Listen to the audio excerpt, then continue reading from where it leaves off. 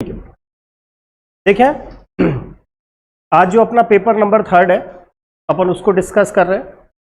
सारे क्वेश्चन कहीं ना कहीं मैं हर चीज़ का एक्सप्लेनेशन दूंगा कि हमने ये क्वेश्चन क्यों लिया संस्कृत डिपार्टमेंट में या हमारी आरपीएससी में, इस क्वेश्चन को एग्जामिनर ने कैसे पूछा। दूसरी बात, मेरी नाराजगी आप लोगों से एक बात भी रहती है कि आप पेपर देने क्यों नहीं आते। अगर आप पेपर नहीं दे रहे ना तो आप ये मान के चलें आप अपने आप को गुमराह कर रहे हैं। हमें 20 की 20 पेपर देने हैं, नंबर कम आते हैं कोई बात नहीं। हमारी बेइज्जती इसमें नहीं है कि हमारे नंबर अब कम आ रहे हैं, हमारी बेइज्जती तब होगी जब हमारे साथी का सिलेक्शन हो जाएगा और हमारा नहीं होगा। और आपको फिर बता रहा हूं, मैं पहले भी बोलता था कि second grade exam, first grade exam सबसे इजी एग्जाम होता है। और फिर आपको बता रहा हूं, ये जो संस्कृत डिपार्टमेंट का एग्जाम है ये सबसे इजी एग्जाम होने वाला है, सबसे इजी एग्जाम। और आप लोगों में से ही कुछ लोग सेलेक्ट होंगे और आप देखते रह जाएंगे, सिलेक्शन उसी का ही होगा। नंबर हमारे कम आने दो, कोई फर्क नहीं पड़ता। हमें सिर्फ हर पेपर से यह सीखना है कि हमने गलती किस क्वेश्चन में क्यों की। और जब आप एक बार खुद किसी क्वेश्चन को लगा लोगे तो मेरी गारंटी है वो एग्जाम वाले दिन वो क्वेश्चन आपको याद रहेगा। जब आप पहली हार मान के बैठ गए, अरे होगा क्या, नंबर ही तो कम आएंगे, आने दो, टेस्ट में तो आओ, टेस्ट देने आओ। मेरे तो बल्कि फोटो स्टेट और लगती है, तुम देने नहीं आओगे तो मेरे तो फोटो स्टेट के पैसे और बचेंगे। तो टेस्ट देने आना चाहिए ना, टेस्ट दो, नंबर कमाने दो, क्या फर्क पड़ रहा है। रैंक जितनी पीछे आए उतना अच्छा है, जितनी बेइज्जती हो उतना अच्छा है। बेइज्जती होगी तभी तो मजा आएगा अपन को, तभी तो रात को सोचेंगे, एनालिसिस करेंगे यार नंबर अपने कम क्यों आए, अगली बार अपन को थोड़ा सा और मॉडिफाइड। ठीक है, टेंशन नहीं करें। और फिर मैं आपसे बात कह रहा हूं, आप दिसंबर तक मैं जैसा कह रहा हूं वैसे मान लो, आप एक बार अच्छे से वापस संस्कृत डिपार्टमेंट की तैयारी, या तो आप ये मान लो मुझे टीचर बनना ही नहीं है, या तो ये फील्ड छोड़ दो। और बनना है तो एक बार पुनः पूरे दम के साथ, 4 महीने हैं, ज़्यादातर 99% स्टूडेंट ऐसे हैं जिनका अभी तक कोर्स ही नहीं हुआ है। तो ये बहुत गोल्डन चांस है। जैसे पिछली बार सेकंड ग्रेड में हुआ था, मैं कह के मर गया था कि बेटा ये सेकंड ग्रेड सबसे इजी होगी, लोग नहीं भागे, पता नहीं कौन सी 50,000 की एक नई वैकेंसी के पीछे भाग लिए और लास्ट में नतीजा आप सबको पता। और खूब उनको एनालिसिस कर दिया, बेटा 50,000 में बेटा तेरी तो 2,000 ही है, और उसमें साइंस के साथ मैथ वाले और भरेंगे, 6 लाख लड़के हैं, और वो सिलेबस ऐसा है, कहो तो 2 महीने में हो जाओ, कहो तो 2 साल में नहीं होता। और इसमें तय तो है कि केमिस्ट्री में ऐसा आएगा तो ऐसा ही क्वेश्चन। इसीलिए पुनः मैं आपसे बार बार रिपीट कर रहा हूं कि आप एक बार मेरे कहने के लिए अच्छे से प्रिपरेशन वापस करें। अब देखिए, हमारा जो क्वेश्चन नंबर 1 है वो हमने इसीलिए क्वेश्चन दिया क्योंकि पिछली बार सेकंड ग्रेड संस्कृत डिपार्टमेंट का जो पेपर हुआ उसमें आयनिक यौगिक और सहसंयोजक यौगिकों की विशेषताएं पूछी गई। अगर आप देखेंगे तो अभी मैं बताऊंगा, आपके लास्ट के 2-3 क्वेश्चंस हैं जिनके अंदर आपको मिलेगा कि इनमें कौन सा स्टेटमेंट ठीक है, कौन सा स्टेटमेंट ठीक नहीं है। ऐसा question second grade Sanskrit department में पूछा गया। यहां आपसे पूछा गया कि आपको कौन सी प्रॉपर्टी ऐसी लग रही है जो सहसंयोजक यौगिकों द्वारा दर्शाई जाएगी। इनमें से वो कौन सा गुण है जो सहसंयोजक यौगिकों के द्वारा दर्शाया जाएगा। यहां क्वेश्चन ये पूछा है, इनमें से वो कौन सी प्रॉपर्टी है जो सहसंयोजक यौगिकों के द्वारा दर्शाई जाती है। पहला ऑप्शन है, पानी में ये बहुत ज्यादा घुलते हैं। ऐसा तो सवाल ही नहीं, आपको पता है पानी में कोई क्लोरीन गैस थोड़ी घुलती है, पानी में कोई फ्लोरीन थोड़ी घुलता है, पानी में घुलता है नमक। नमक कैसा कंपाउंड है, सहसंयोजक या आयनिक? आयनिक। तो आप ये कहोगे आयनिक कंपाउंड पानी में घुलते हैं, इसीलिए ये ऑप्शन तो हमारा हो नहीं सकता। दूसरा ऑप्शन हमारा इसीलिए नहीं हो सकता क्योंकि हमें पता है कि चालकता का 2 ही कारण होते हैं, कंडक्टिविटी के 2 ही कारण होते हैं। किसी भी चीज में से धारा 2 ही कारणों से बह सकती है, या तो उसमें फ्री इलेक्ट्रॉन हो या दूसरी चीज उसमें मुक्त आयन हो। आपको पता है आयनिक कंपाउंड आपको आयन देते हैं, कभी सहसंयोजक यौगिक आपको आयन नहीं देते, और आयन नहीं देंगे तो वो विद्युत के क्या नहीं हो सकते, चालक हो ही नहीं सकते। इसीलिए उन्होंने कहा सेकंड ऑप्शन भी नहीं हो सकता। इन्होंने कहा कि सहसंयोजक यौगिक विद्युत के अच्छे चालक होते हैं या उच्च विद्युत चालक होते हैं, ये हो नहीं सकता। ठीक है, अब प्रश्न उठा मेल्टिंग पॉइंट और बॉइलिंग पॉइंट पर। तो मेल्टिंग पॉइंट और बॉइलिंग पॉइंट, किसी भी चीज का मेल्टिंग पॉइंट और बॉइलिंग पॉइंट इस बात पे डिपेंड करता है अणुओं के बीच में कैसे फोर्स है। अब जो हमारे सहसंयोजक अणु होते हैं उनके बीच में वान डेर वाल फोर्स पाया जाता है, और वान डेर वाल फोर्स आपको पता है स्ट्रांग होता है या वीक होता है? वीक होता है। अगर वान डेर वाल फोर्स वीक है तो बॉइलिंग और मेल्टिंग पॉइंट भी कैसे होंगे? वीक होंगे। इसीलिए जो इसका आंसर रहा वो क्या रहा? 3rd रहा कि जो हमारे सहसंयोजक यौगिक हैं उनके बॉइलिंग मेल्टिंग पॉइंट लो होते हैं, हाई नहीं होते। अब अपने नोट्स बनाते समय या इस पेपर को सॉल्व करते समय लिख लोगे सहसंयोजक यौगिकों के गुण, या ऐसा लिख लोगे बॉइलिंग एंड मेल्टिंग पॉइंट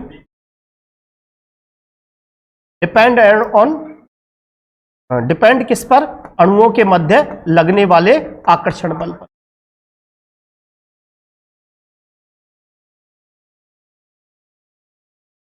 आ गया समझ में?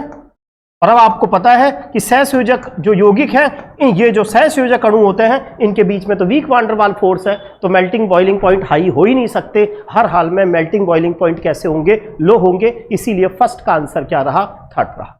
आगे समझ। सेकंड क्वेश्चन आपसे ये पूछा गया कि इनमें अष्टक नियम की पालना कौन करता है या अष्टक नियम की पालना कौन नहीं। तो सबको पता है लुईस कौशल का अष्टक नियम। ध्यान रखें, हम स्टेप बाय स्टेप चल रहे हैं, हम 11th क्लास की एनसीईआरटी को फॉलो कर रहे हैं, क्योंकि सेकंड ग्रेड का चाहे पेपर संस्कृत डिपार्टमेंट का हो, चाहे हमारी जनरल एग्जाम हो, वो आजकल एनसीईआरटी को फॉलो कर रहा है। एनसीईआरटी में आपसे दिया हुआ है अष्टक नियम की सीमाएं। आप सबको पता है लुईस कौशल का अष्टक नियम सबने पढ़ा है कि हर कोई परमाणु ये चाहता है कि मेरे भाइतम कोश में 8 इलेक्ट्रॉन हो जाए। इसके लिए हो सकता है वो इलेक्ट्रॉन लॉस भी करे, हो सकता है इलेक्ट्रॉन को ग्रहण भी करे, या हो सकता है वो अन्य परमाणुओं के साथ इलेक्ट्रॉन का क्या करे? साझा भी करे। अब यहां हमसे पूछा गया कि इन 3 अणुओं में से कौन से अणु ऐसे हैं जो अष्टक नियम की पालना नहीं करते। अगर आप सबको CO2 की स्ट्रक्चर सबको पता होती है कि CO2 की स्ट्रक्चर ये, वैसे भी आप बना भी सकते हैं। सबको पता है कार्बन के भाइतम कोश में कितने इलेक्ट्रॉन होते हैं? 4। और ऑक्सीजन हमेशा कैसे बॉन्ड से जुड़ता है? डबल बॉन्ड से। अगर आप देखेंगे तो केंद्रीय परमाणु के पास 2 और 2 4 और 2 6 और 2 8 इलेक्ट्रॉन है। इसका मतलब CO2 अणु तो अष्टक नियम की पालना करता है। अब अगर हम बोरॉन को देखें तो आप सबको पता है बोरॉन का परमाणु क्रमांक होता है 5 और इलेक्ट्रॉनिक विन्यास होता है 1s2 2s2 2p1। हमेशा बंद निर्माण में एस ब्लॉक और पी ब्लॉक की अगर हम बात करें तो बंद निर्माण में हमेशा संयोजी कोश के इलेक्ट्रॉन भाग लेते हैं। कौन भाग लेते हैं? संयोजी कोश के, भाइतम कोश के इलेक्ट्रॉन भाग लेते हैं। अब आप सबको दिख रहा है कि बोरॉन का विन्यास 2s2 2p1 है।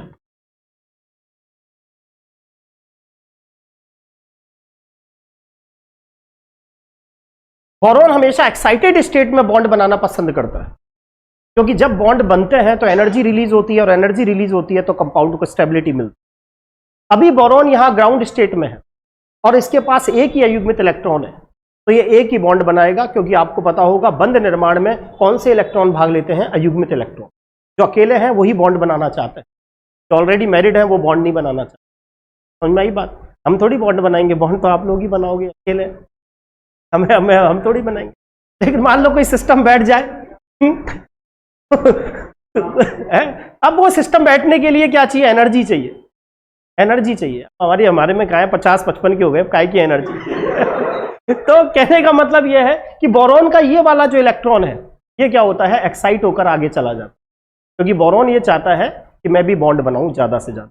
कि बॉन्ड बनता है तो एनर्जी रिलीज होती है, और एनर्जी रिलीज होती है तो कंपाउंड को स्टेबिलिटी मिलती है। इसीलिए बोरॉन हमेशा एक्साइटेड स्टेट में बॉन्ड बनाता है और ये वाला इलेक्ट्रॉन आगे चला। अब बोरॉन के पास कितने अयुग्मित इलेक्ट्रॉन है? 3। और ये 3 क्लोरीन के एक एक अयुग्मित इलेक्ट्रॉन के साथ इलेक्ट्रॉन का क्या करता है? साझा करता है। अब देखो बोरॉन के केंद्रीय परमाणु के पास कितने इलेक्ट्रॉन हो गए? 2 और 2 4 और 2। तो इसका स्टक पूरा है या इलेक्ट्रॉन न्यून है? तो पहली बात तो BCl3 इलेक्ट्रॉन न्यून। अब हमारे यहीं से एक बात और समझ में आई कि BF3 BCl3 BBr3 BI3 ये लुईस अम्ल होते हैं। लुईस अम्ल कौन है? जो लोन पेयर को ग्रहण करते हैं। और लोन पेयर को कौन ग्रहण कर सकता है? जिनके पास क्या होना चाहिए? वैकेंट ऑर्बिटल होना चाहिए। इसके पास वैकेंट ऑर्बिटल है तो ये इलेक्ट्रॉन को ग्रहण करेगा, इसीलिए BCl3 क्या कहलाएगा? लुईस अम्ल कहलाएगा, क्योंकि ये इलेक्ट्रॉन युग्म को क्या कर सकता है? ग्रहण कर सकता है। समझ में आई बात? तो हमारे ये समझ में आया कि जो इलेक्ट्रॉन यून यौगिक होते हैं वो साधारणतः लुईस एसिड होते हैं। कैसे होते हैं? लुईस एसिड, क्योंकि वो इलेक्ट्रॉन युग्म को क्या कर सकते हैं? ग्रहण कर सकते हैं। अब हमारे पास तीसरी चीज बची PCl5। अब आप सबको दिख रहा है फास्फोरस, परमाणु क्रमांक कितना? 15।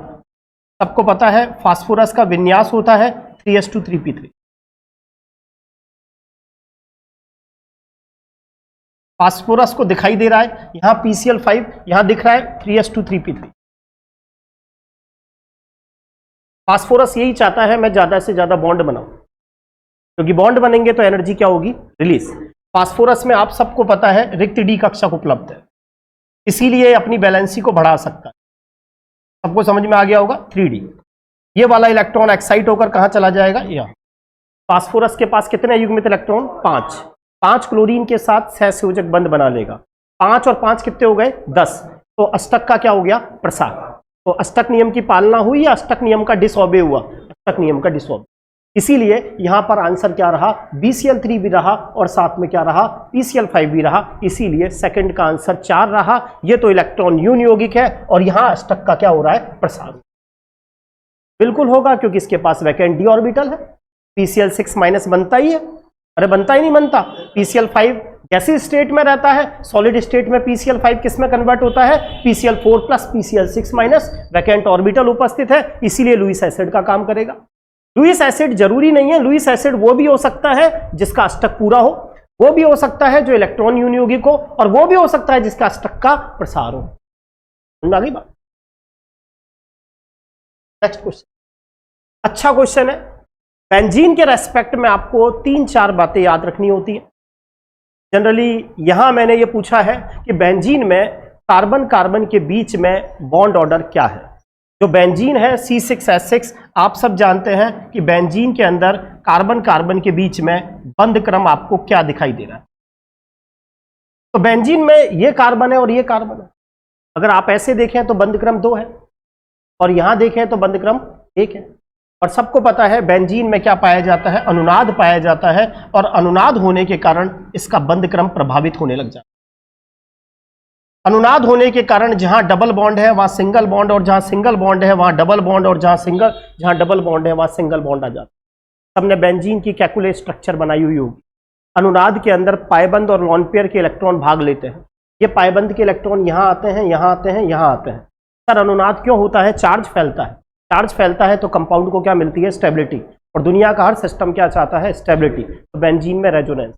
अब रेजोनेंस होने के कारण आप ये नहीं कह सकते कि यहां बंध क्रम 2 है, क्योंकि दूसरा बेंजीन चिल्लाता है कि अगर मेरे बीच में यहां कार्बन कार्बन के बीच में डबल बॉन्ड है तो यहां कार्बन कार्बन के बीच में क्या आ गया, सिंगल बॉन्ड। समझ में आई बात। तो बंध क्रम किससे प्रभावित होता है, अनुनाद से प्रभावित होता है। बंध क्रम किससे प्रभावित होता है, अनुनाद से। अब आप ये नहीं कह सकते कि इसका बंध क्रम 1 होता है, ना आप ये कह सकते कि इसका बंध क्रम 2 होता है। क्यों, क्योंकि दो कहे तो ये चिल्लाए मैं भी तो हूं, ये कहे तो ये चिल्लाए मैं भी हूं। तो फिर ऐसी स्थिति में हम क्या करते हैं, यहां एवरेज निकाल। और किस तरीके से, अगर किसी स्ट्रक्चर के अंदर आपको रेजोनेंस दिखाई दे रहा है, अब देखो इसके अंदर पूरी स्ट्रक्चर में रेजोनेंस है, इस पूरी की पूरी स्ट्रक्चर के अंदर अगर आप देखेंगे तो रेजोनेंस। तो ऐसी स्थिति में बंध क्रम कैसे निकाला जाता है, बंध क्रम निकालने का फॉर्मूला है sigma plus pi upon sigma.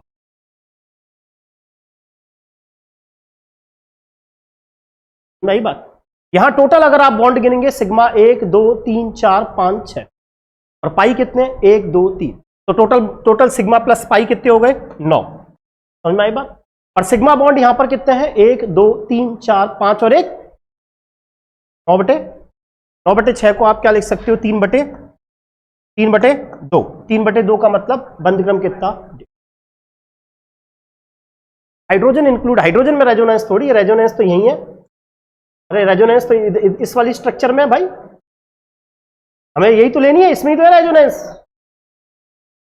हाँ ना, हमें जहां रेजोनेंस घूम रहा है वहीं वही वाले अपन को बॉन्ड गिनना है भाई। यही तो हो रहा है रेजोनेंस, यहां थोड़ी हो रहा है, यही वाले बॉन्ड तो गिनने हमें।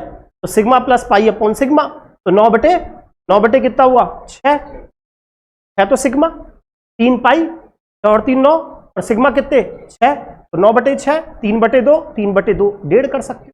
और ऐसा नहीं कर सकते तो यू भी सोच सकते हो कि पहले यहां डबल बॉन्ड, अब यहां पर कैसा, सिंगल बॉन्ड, तो मुझे एवरेज निकालना पड़ेगा।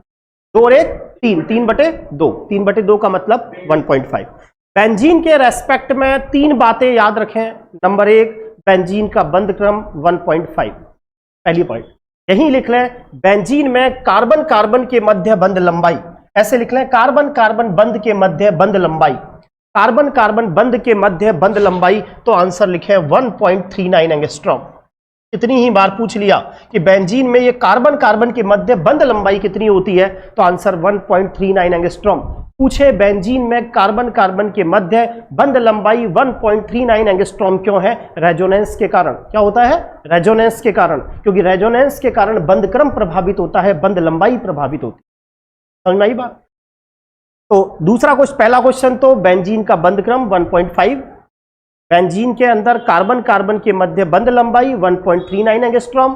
बेंजीन में इन सभी बंधों की बंध लंबाई बराबर होती है और सभी कार्बन कार्बन के मध्य बंध लंबाई बराबर होने का कारण क्या है? इसमें क्या पाया जाता है? अनुनाद। अनुनाद पाए जाने के कारण जहां सिग्मा बॉन्ड है वहां कौन से कैरेक्टर? डबल बॉन्ड, और जहां डबल बॉन्ड है वहां सिंगल बॉन्ड।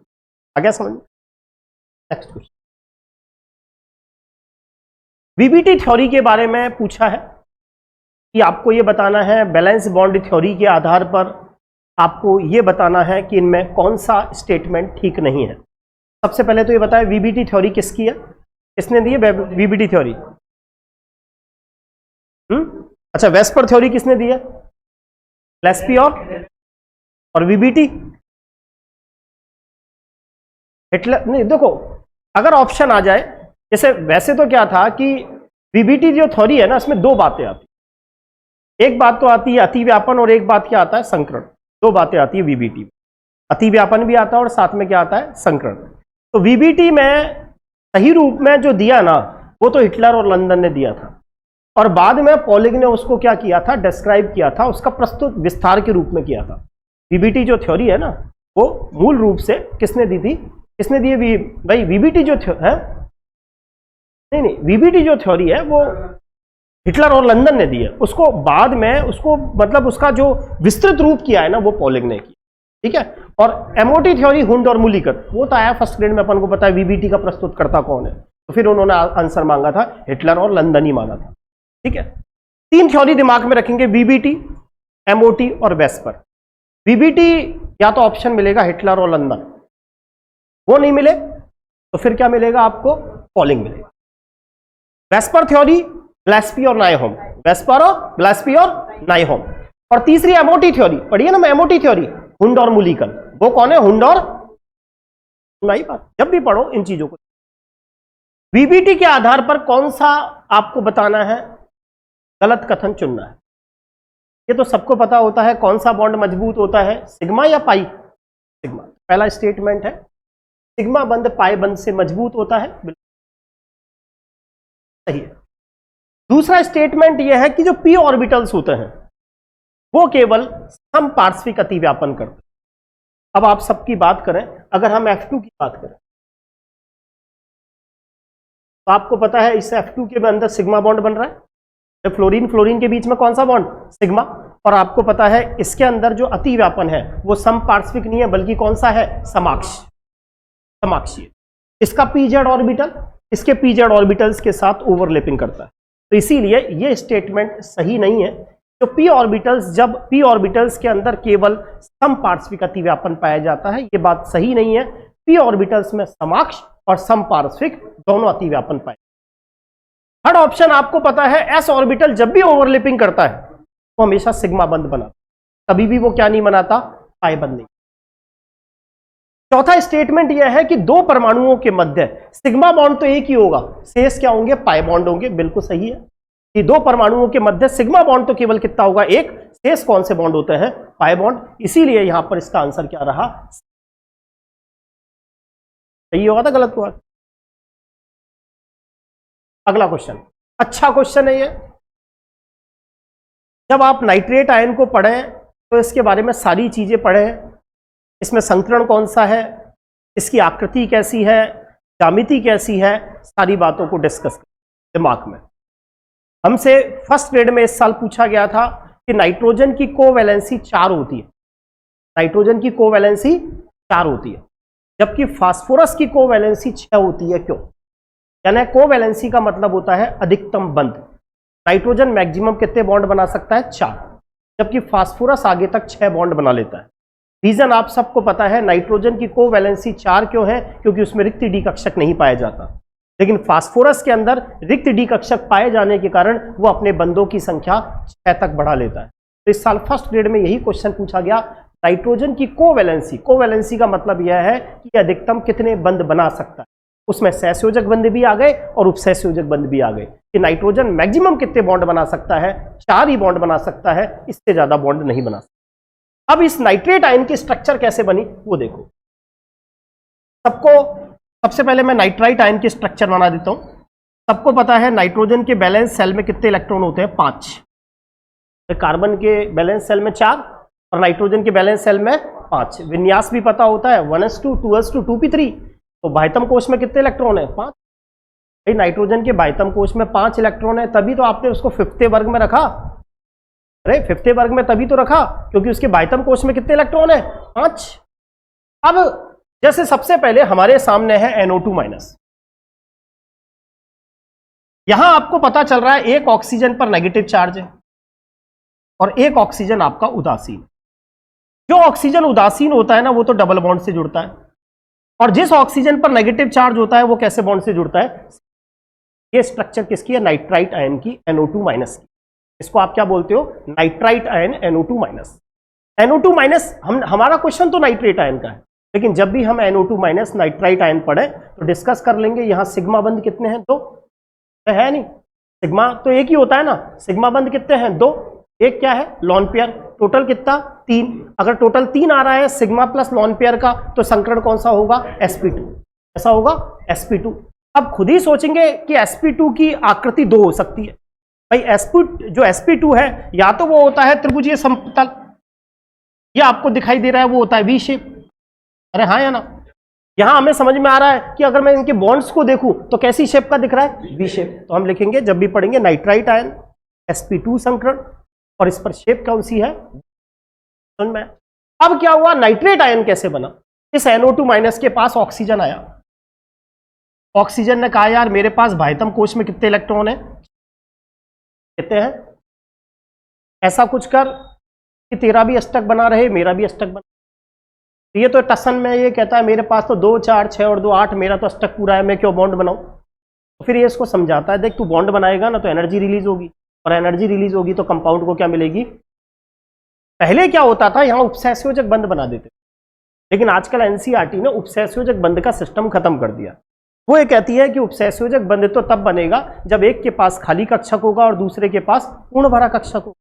अगर आप ऑक्सीजन के अंदर देखेंगे तो उसके अंदर कोई भी खाली कक्षक, 2s2 2p4। अरे हाँ या ना। तो आजकल ये कहते हैं एनसीईआरटी कि ऐसा करो, उपसहसंयोजक बंध बनाना आप बंद करो, आप सहसंयोजक बंध बनाइए। कौन से बंध बनाइए, सहसंयोजक। तो सहसंयोजक बंध कैसे बनता है, ये नाइट्रोजन इसको एक इलेक्ट्रॉन अपना देता है, तो जैसे ही अपना एक इलेक्ट्रॉन इसको देगा तो इस पर कैसा चार्ज आ जाएगा, प्लस, और इस पर कैसा आ जाएगा, माइनस। और ये अयुग्मित इलेक्ट्रॉन और ये अयुग्मित इलेक्ट्रॉन आपस में कौन सा बॉन्ड बना लेते हैं, सहसंयोजक बंध। क्योंकि अति व्यापन में कौन भाग लेते हैं, अयुग्मित इलेक्ट्रॉन भाग लेते हैं। अरे सहसंयोजक बंध किन परमाणुओं के मध्य बनता है, जिनके पास कैसे इलेक्ट्रॉन हो, अयुग्मित इलेक्ट्रॉन। समझ में आ गई बात। ये स्ट्रक्चर किसकी हो गई, नाइट्रेट आयन की। अब देखो यहां नाइट्रोजन की कोवैलेंसी कितनी है, 1 2 3 और 1 4। नाइट्रोजन कभी भी 4 से ज्यादा बॉन्ड नहीं बना सकता। क्यों नहीं बना सकता, क्योंकि क्या उसमें उपस्थित नहीं है, रिक्त डी कक्षक उपस्थित। अब बताओ इस स्थिति में क्या नाइट्रोजन के पास कोई लॉन पेयर है क्या, अरे है क्या लॉन पेयर, नहीं है। बॉन्ड पेयर गिनो, एक बॉन्ड पेयर ये रहा, एक बॉन्ड पेयर ये रहा, एक बॉन्ड पेयर ये रहा, और एक बॉन्ड पेयर ये रहा। बॉन्ड पेयर तो कितने हैं, 4, और लॉन पेयर कितने हैं, 0। तो क्वेश्चन पूछा गया नाइट्रेट आयन में नाइट्रोजन जो परमाणु है उस पर उपस्थित इलेक्ट्रॉन के बॉन्ड पेयर, बॉन्ड ये रहा बॉन्ड, ये रहा बॉन्ड, ये रहा बॉन्ड, ये रहा बॉन्ड। तो बॉन्ड पेयर तो कितने हैं, 4, और लॉन पेयर कितने हैं, 0। ये आंसर क्या।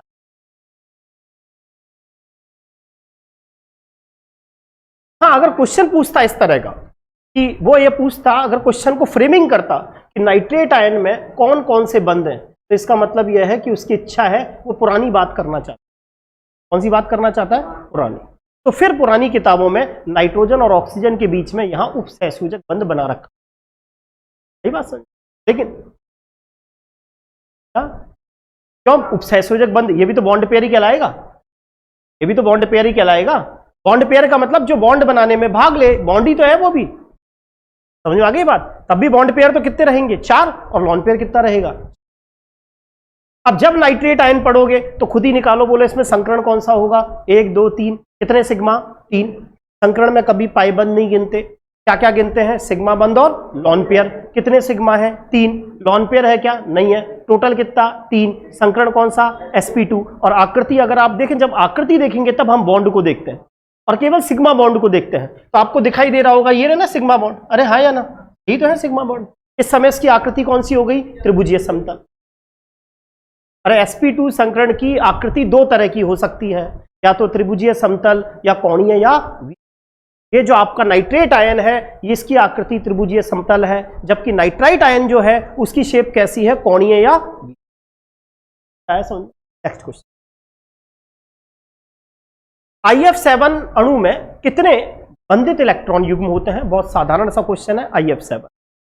IF7 में वो आपसे पूछ रहा है कि कितने बॉन्ड पेयर हैं, लॉन पेयर नहीं पूछ रहा, क्या पूछ रहा है, बॉन्ड पेयर। अब आप सबको पता है हेलोजन जो परिवार है, फ्लोरीन का विन्यास सबको पता है 2s2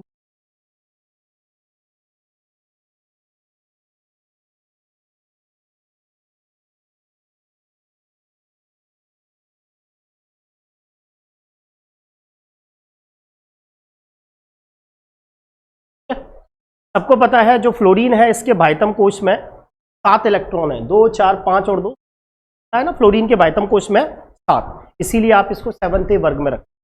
फ्लोरीन के भाइतम कोश में 7, फ्लोरीन के सब भाइतम कोश में 7, ब्रोमीन के भाइतम कोश में 7 और आयोडीन के भी भाइतम कोश में 7। फ्लोरीन फ्लोराइड बनाता है क्योंकि वो अपना स्टक पूरा करना चाहता है, इसलिए वो 1 इलेक्ट्रॉन चाहता है।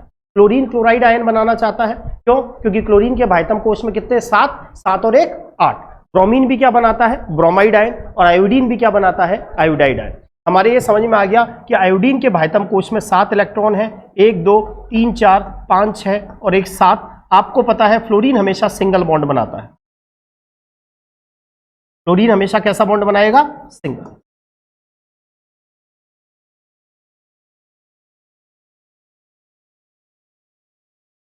आगे होगा समझ। कितने सिग्मा बॉन्ड दिखाई दे रहे हैं, 7 बॉन्ड पेयर, 1 2 3 4 5 6 और 1 7। इसका आंसर IF7 में कितने बॉन्ड पेयर है, टोटल स्टेरिक नंबर कितना आएगा, सिग्मा बंद कितने हैं, 7। और आपको पता है जब सिग्मा बंदों की संख्या 7 होती है तो संकरण कौन सा मिलता है, sp3d3। कौन सा मिलेगा, sp3d3। sp3d3, एक s 3p 3d, तो sp3d। आगे ध्यान। और sp3d3 की शेप कैसी होती है, याद करेंगे पंचभुजीय द्विपर्णक, याद करेंगे पंचभुजीय द्विपर्णक। तो IF7 जब पढ़े साथ में लिखें sp3d3, साथ में लिखें पंचभुजीय द्विपर्णक, तब जाकर बार बार करने पर ये चीजें आपको याद होंगी, ऐसे नहीं होंगी। ये क्वेश्चन सेकंड ग्रेड में पूछा जा चुका। कैल्शियम कार्बाइड जो है उसके अंदर जो कार्बाइड आयन होता है उसमें कितने सिग्मा और कितने पाइबंद होते हैं। ये जो क्वेश्चन है ये एमओटी पर आधारित क्वेश्चन है। एमओटी ये कहती है कि जिनमें इलेक्ट्रॉन की संख्या समान होती है उनके बंधक्रम भी समान, उनके बंधक्रम भी समान होते हैं। अब कैल्शियम कार्बाइड जो है, कैल्शियम कार्बाइड अगर आप इसके टुकड़े करोगे तो ये चीज है कैल्शियम, और कार्बाइड होता है C2। ये कार्बाइड है C2-। अब इस कार्बाइड में आप इलेक्ट्रॉन गिनो कितने हैं, 6 दूनी 12।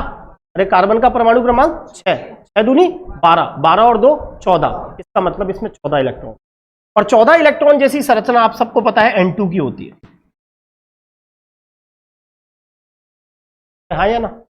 N2 की, N2 में 7 दूनी 14, और सबको पता है N2 में 1 सिग्मा बंद और 2 क्या पाए जाते हैं, पाई बंद। और कार्बाइड आयन की स्ट्रक्चर इसी,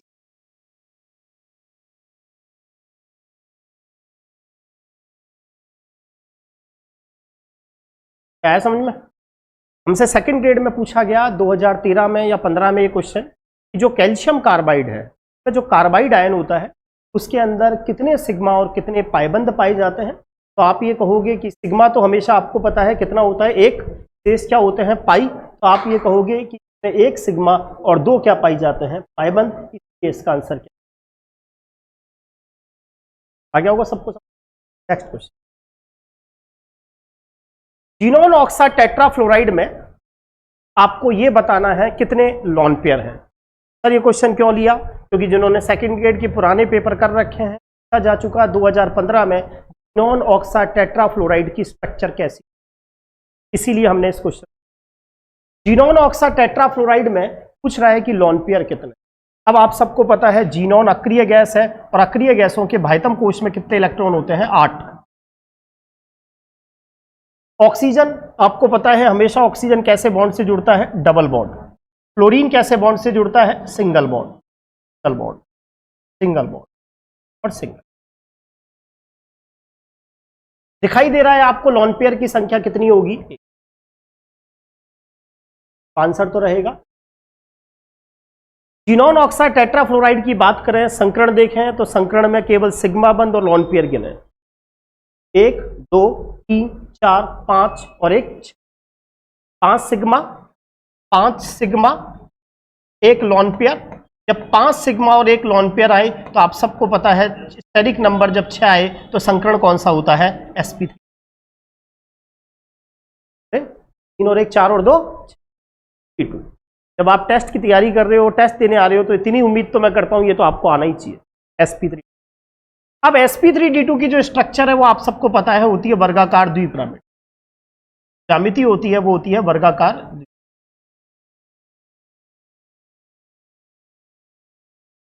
आप चाहो तो इसको अष्टफलकीय भी बोल सकते हो क्योंकि इसमें 8 फलक बनते।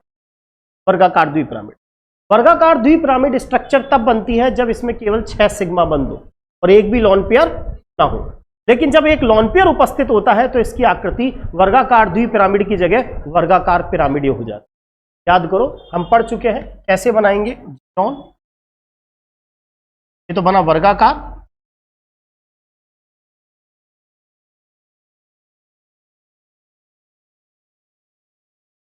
द्विपिरामिड, एक पिरामिड ये रहा और दूसरे पिरामिड की जगह क्या है? जब आप आकृति को देखते हो, जब आप आकृति को देखते हो तो केवल बंदों को देखा जाता है और जब ज्यामिति देखते हो तो आकृति और लोन पेयर दोनों की व्यवस्था। अगर वो मुझसे पूछता है इसकी ज्यामिति कैसी है तब तो आप आंसर यही देते कि अष्टफलकीय है, वर्गाकार द्विपिरामिड है। लेकिन आकृति पूछे तो आप वर्गाकार द्विपिरामिड नहीं बल्कि क्या कहोगे? वर्गाकार पिरामिड। क्यों? क्योंकि एक जगह से बॉन्ड हट गया है, वहां पर तो क्या आ गया? Lone pair. और बॉन्ड केवल एक जगह रह गया तो वर्गाकार द्विपिरामिड या वर्गाकार पिरामिड? वर्गाकार pyramid. Xenon oxy tetrafluoride 5 sigma 1 lone pair sp संकरण, यही लिख लेंगे वर्गाकार पिरामिड। क्लियर? चले आगे नेक्स्ट क्वेश्चन। इस क्वेश्चन को पूछने का उद्देश्य यही है कि आपको सारे संकरण याद हो जाए। क्वेश्चन यह है कि इनमें से किस जीनॉन में, आपको यह बताना है कि किस में जीनॉन में अधिकतम लोन पेयर है। मतलब 4 जीनॉन के कंपाउंड दे रखे हैं और आपको यह बताना है किसमें लोन पेयर सबसे ज्यादा है। सबसे पहली बात है जीनॉन टेट्राफ्लोराइड। हम सबको याद है कि जीनॉन के भाइतम कोश में कितने इलेक्ट्रॉन हैं? 8। कितने फ्लोरीन जोड़ने हैं? 4। सिग्मा बंद बोलो कितने? 4। लोन पेयर कितने? 2। टोटल कितना? 6। संकरण कौन सा आएगा? sp3d2। हमें sp3d2 के तीनों केस याद होने चाहिए। 6 + 0, 5 + 1, 4 + 2। अगर sp3d2 संकरण है और केवल 6 सिग्मा बंद है तब आकृति होती है वर्गाकार द्विपिरामिड। 5 सिग्मा बंद और 1 लोन पेयर अभी भी हमने पढ़ा था वर्गाकार पिरामिडीय। 4 सिग्मा बंद 2 लोन पेयर वर्गाकार समतलीय। ऐसा हो जाएगा वर्गाकार जीनॉन टेट्राफ्लोराइड वर्गाकार समतलीय और इस पर लोन पेयर आपको दिखाई दे रहे हैं 2। जब भी आप जीनॉन टेट्राफ्लोराइड बनाएंगे तो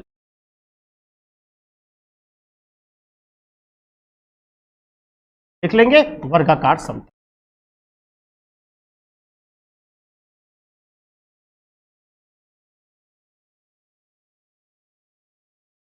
आया ध्यान? मैंने ये कहा कि जनरली जिन पर लोन पेयर पाया जाता है वो सब, इन सबका डाइपोल मोमेंट 0 नहीं होता। लेकिन 2 एक्सेप्शन बता रखे, जीनॉन डाइफ्लोराइड और जीनॉन टेट्राफ्लोराइड। इनमें लोन पेयर होने के बावजूद भी इनका डाइपोल मोमेंट क्या नहीं है? इनका डाइपोल मोमेंट 0 नहीं। मतलब जिनमें जैसे पानी है, पानी, आप पानी से समझो, पुरानी चीज को याद करो, H2O। हमें पता है पानी ध्रुवीय होता है। क्यों होता है ध्रुवीय? क्योंकि उसमें ऑक्सीजन परमाणु पर क्या पाए जाते हैं? Lone pair. जिनमें लोन पेयर पाए जाते हैं उनका डाइपोल मोमेंट 0 नहीं होता और जिनमें लोन पेयर पाए जाते हैं उनका डाइपोल मोमेंट जीरो नहीं होता, और जिनमें लॉन पेयर नहीं मिलते उनका डाइपोल मोमेंट कितना होता है, याद करो, डाइपोल मोमेंट द्विध्रुवागुण, थोड़ा थोड़ा याद आए तो अच्छी बात है, नहीं आए कोई बात नहीं। एक्चुअल में ये जो जीनॉन टेट्राफ्लोराइड है इसमें लॉन पेयर है, और हमारे दिमाग में रहता है अगर केंद्रीय परमाणु पर लॉन पेयर है ना तो वो अणु ध्रुवीय है, ऐसा है, ध्रुवीय, और जो ध्रुवीय होता है उसका कभी भी डाइपोल मोमेंट क्या नहीं होता, जीरो नहीं होता। लेकिन जीनॉन टेट्राफ्लोराइड एक्सेप्शन है, ये ध्रुवीय नहीं है, ये अध्रुवीय है। इसका रीजन आप सबको समझ में आ गया होगा, एक डाइपोल तो इधर बनेगा और एक डाइपोल इधर बनेगा, एक डाइपोल केंद्रीय परमाणु से लॉन पेयर, केंद्रीय परमाणु से लॉन पेयर, ये सारे डाइपोल मोमेंट एक दूसरे को क्या कर देंगे, कैंसिल आउट कर देंगे। इसीलिए याद रखना है जीनॉन टेट्राफ्लोराइड नॉन पोलर होता है, कैसा होता है, नॉन पोलर।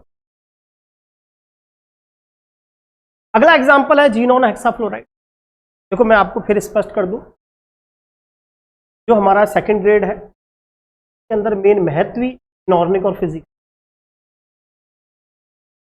ऑर्गेनिक ना के बराबर। तो अगर आप दिमाग में सेकंड ग्रेड में पेपर ऑर्गेनिक के बेस पे जा रहे हो तो अपने कॉन्सेप्ट को, एक क्वेश्चन यूपीएससी का आता है, आइसोमेरिज्म में फिक्स है, या तो ईजेड सिस्टम पूछेगा वरना पूछेगा, और जीओसी पर 2 क्वेश्चन आते हैं, और एल्केन, एल्कीन, एल्काइन और बेंजीन पर 2 या 3 क्वेश्चन, और उसको अगर पूछना ही होगा ऑर्गेनिक में तो वो आपसे पॉलीमर में एक क्वेश्चन पूछेगा, बायोमोलिक्यूल्स में पूछेगा, केमिस्ट्री इन एवरीडे लाइफ, सही बात। तो ऑर्गेनिक का मात्र 7 से 8 क्वेश्चन का वेटेज है, तो 4 क्वेश्चन का वेटेज तो इनका है, पॉलीमर, दैनिक जीवन में रसायन, बायोमोलिक्यूल्स, समझ में आ गई बात, और 4 क्वेश्चन का वेटेज बाकी आपकी ऑर्गेनिक का। एक क्वेश्चन देगा, 1 हुआ तो ईजेड दे देगा, और 2 क्वेश्चन आपके जीओसी के पकड़ा देगा आपको, और एल्केन, एल्कीन, एल्काइन और बेंजीन में 1 या 2, 3 क्वेश्चन सीधी सीधी रिएक्शन, या तो सीधी आएंगी या नई क्वेश्चन नई रिएक्शन पूछी, जैसे इस बार एथेन का मैंगनीज एसीटेट की प्रेजेंस में ऑक्सीडेशन, तो वो पुरानी रिएक्शन थी, तब एसिड बनता है, वो किसी ने नहीं लिखा रखी, सीधा हिसाब है। मेन अपना जो ध्यान है सेकंड ग्रेड में ऑर्गेनिक और फिजिकल सेलेक्ट होना है। अगला एग्जांपल है जीनॉन हेक्साफ्लोराइड। जीनॉन हेक्साफ्लोराइड अब तो अच्छे से याद होने लग जाएगा, 8 इलेक्ट्रॉन है, कितने फ्लोरीन बना दोगे, 6,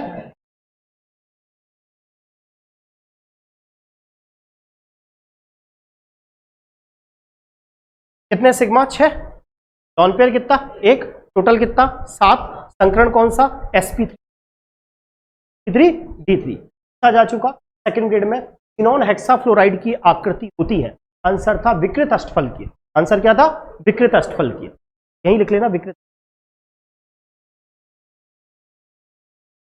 जीनॉन डाइफ्लोराइड लीनियर,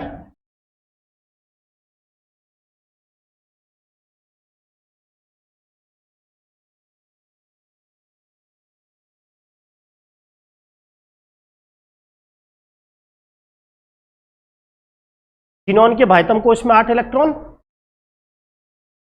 एक बॉन्ड, शेष 3 जोड़ी क्या रह गए, lone pair, 2 sigma, 3 lone pair, total कितना, 5, तो स्टेरिक नंबर 5, तो संकरण कौन सा, sp3d। अब sp3d जो संकरण है उसकी शेप 4 हो सकती है, याद करेंगे sp3d संकरण कब कब होता है, 5 + 0, 4 + 1, 3 + 2, 2 +, जब sp3d संकरण अगर किसी अणु के अंदर है तो उसके केंद्रीय परमाणु की स्ट्रक्चर 4 हो सकती है। अगर 5 सिग्मा बंद है, जैसा PCl5 में होता है, शेप होती है TBP, ट्राइगोनल बाइपिरामिड। अरे ध्यान आया, 4 सिग्मा बंद, एक जोड़ी लॉन पेयर हो तो शेप होती है K, पाई या C100। RPSC बोलती है ढेकुली, क्या देती है, ढेकुली, और सबसे ज्यादा पूछती है SF4, क्या पूछती है, SF4। तीसरा 3 + 2 T शेप, ClF3 अणु, कौन सा अणु, ClF3 अणु। एकमात्र sp संकरण ऐसा संकरण है जिसमें सभी बंधों की बंध लंबाई क्या नहीं होती, समान नहीं होती। याद करेंगे, सबको पता होता है PCl5 में 3 PCl बंध छोटे और 2 PCl बंध कैसे होते हैं, लंबे। तो यही संकरण तो ऐसा है जिसमें सारे बंधों की बंध लंबाई कैसी नहीं है, समान नहीं है। इसीलिए जो आपने आंसर पूछा था वो ClF3 अणु इसीलिए है क्योंकि ClF3 अणु में sp3d संकरण है, शेप कैसी है, टी शेप। याद आया। ये वाला जो केस है इसमें देखो 2 तो सिग्मा बंद है, तो देख रहे हैं और 3 जोड़ी क्या है, तो जीनॉन डाइफ्लोराइड की आकृति देखिए कैसी होती है, लीनियर। मैंने कहा ना जब आकृति देखोगे तो केवल बॉन्ड देखोगे, और इस आंसर भी यही रहेगा, जीनॉन डाइफ्लोराइड दिख रहा होगा। इसमें कितने जोड़ी लॉन पेयर है, जीनॉन ट्राईऑक्साइड, जीनॉन 8 इलेक्ट्रॉन, 2 4 6 और 2 8, कितने ऑक्सीजन जोड़ना है, 3। ऑक्सीजन हमेशा कैसे बॉन्ड से जुड़ता है, डबल बॉन्ड। जीनॉन ट्राईऑक्साइड कितने सिग्मा, अरे सिग्मा कितने, 3, लॉन पेयर कितना, 1, टोटल कितना, 4 का मतलब sp3 संकरण।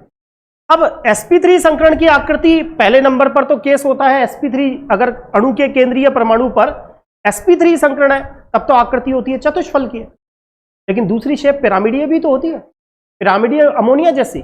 कब होती है, जब 3 सिग्मा बंद और 1 जोड़ी, तो जीनॉन ट्राईऑक्साइड sp3 संकरण आकृति। नेक्स्ट क्वेश्चन, ये क्वेश्चन हमने इसीलिए लिया, ये वाला क्वेश्चन पिछली बार संस्कृत डिपार्टमेंट में आया था। एक ऑर्गेनिक कंपाउंड दे दिया गया और पूछा गया इस कार्बन पर कौन सा संकरण। अगर आपको इतना सा पता है कि संकरण में हम जब संकरण निकालते हैं तब पाई बंद नहीं गिनते, केवल कौन सा बंद गिनते हैं, सिग्मा बंद। और हमें यह भी पता है कार्बन पर लॉन पेयर नहीं होता, कार्बन हमेशा एक्साइटेड स्टेट में बॉन्ड बनाता है, और कार्बन कितने बॉन्ड बना सकता है, 4। यहां आपको एग्जाम्पल दे दिया वाइनिल एसिटिलीन का।